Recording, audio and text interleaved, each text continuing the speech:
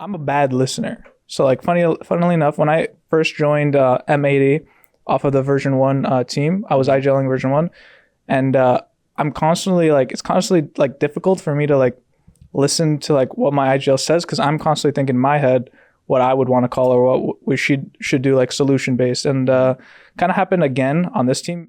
Hi everyone, Sejitsu here. I'm here with 100 Thieves Zander after their series against MIBR. Safe to say, I think y'all were the favorites going into it, and then it looked like we were going to be sent into a third map, but then like the second half happened with everything. I just wanted to get your thoughts of like what you remember with and what were the shortcomings from that. Specifically Bind or just generally the series? Specifically Bind. Well, I'll be honest, 10-2, so yeah, 10-2 like half on attack. I think everything kind of went right for us on attack. I think we had like general like macros very, very good and all that. And then I think defense came around, we lost pistol round. And I think like what happened throughout the half was like we had good reads and we had like good like understanding of what they're doing, where they're going to end and stuff like that. And that's what you really, really want to bind.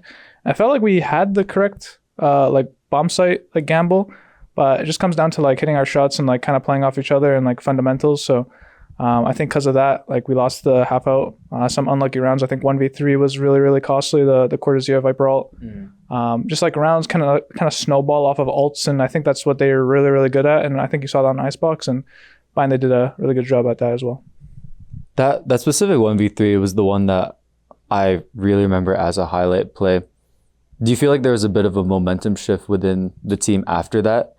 Obviously like maybe like subconsciously, but I think like everyone on the team after like around like that happens, like where someone like 1v3s maybe around we should have won. I think regardless we kind of shake it off and just say all good and reset.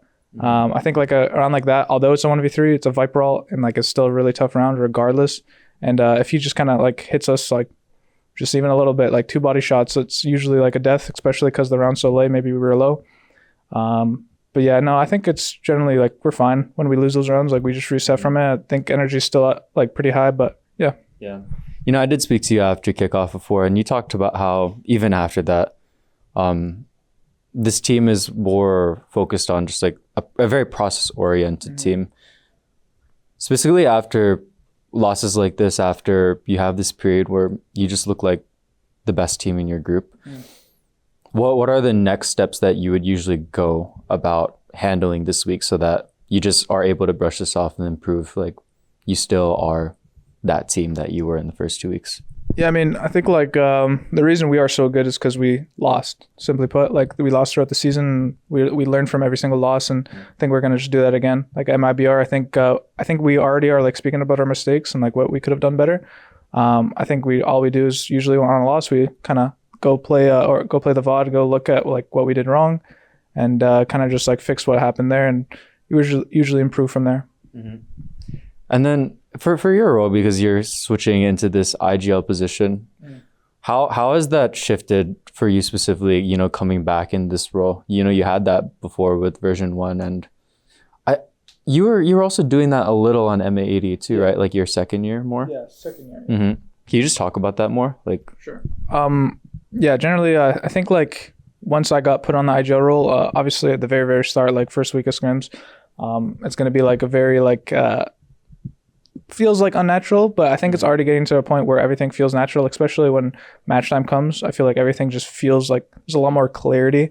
I think what happened before is like, and I actually recently had a conversation with Tony about this, my head coach. okay. I'm a bad listener. So like funnily enough, when I first joined M80 off of the version 1 team, I was IGLing version 1, and I'm constantly like it's constantly like difficult for me to like listen to like what my IGL says because I'm constantly thinking in my head what I would want to call or what we should do like solution based. And kind of happened again on this team, mainly because I was the M80 IGL towards the end of the year last year, and yeah, it feels a lot more natural. Whereas like before, I feel like I was kind of like playing off of my team, whereas like now I'm like I'm kind of like focusing more like what we could do together. Like I don't know how to explain it other than like it just feels a lot more natural and there's a lot more clarity. Yeah. But yeah, I think I understand that because I imagine, would you say more of these things impact you when you're actually in the game versus out of the game with your ideas?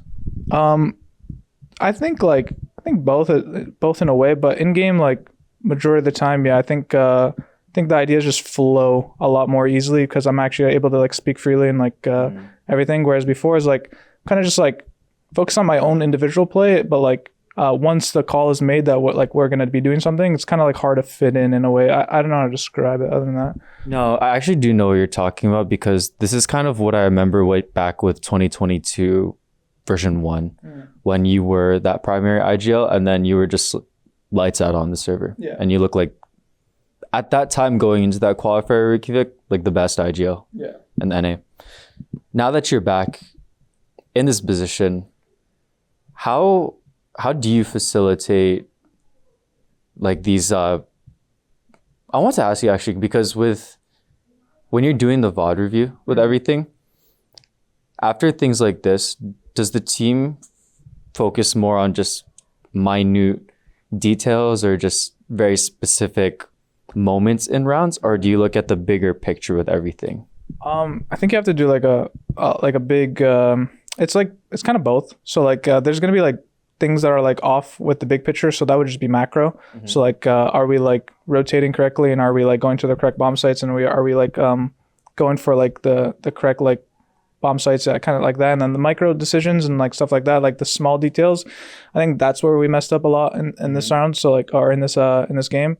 So like the one example of the 1v3 Cortesia, we already talked about it because that's just how like we work, which like is very, very process oriented. We make a mistake, we talk about it after what we could have done better. Example in that one, I'm like, we spotted like where he was playing in the Viper ult, and I called that I think it's a good idea if we just like run at him so he doesn't like relocate or like anything like that. But that kind of gives him audio cues and just allows him to like spam off of his audio cues, and it's just very easy for him, the Viper ult. But maybe next time if we shift walked and just walked to the position he is together, I think maybe we could have got the trade. So like stuff like that, I think it's definitely important to look at both like micro and like macro, big picture and like small details. But yeah, today for sure when we VOD review, we'll see the small details and the mistakes.